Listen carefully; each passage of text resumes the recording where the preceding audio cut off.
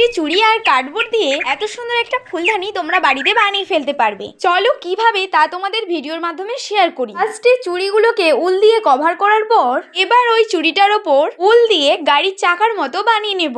Round শেপের একটা cardboard কেটে তারপর পেপার বসিয়ে নিয়েছি। আর ওই চাকাগুলোকে একটার পর একটা রাউন্ড করে বসিয়ে নিতে হবে ঠিক এইভাবে। এবার কিছুটা উল নিয়ে একটা বেনুনি তৈরি করে নিয়েছি। এবার এই বেনুনিটাকে চুড়িগুলোর ওপরে একটা গ্লু গানের সাহায্যে ভালোভাবে বসিয়ে নেব।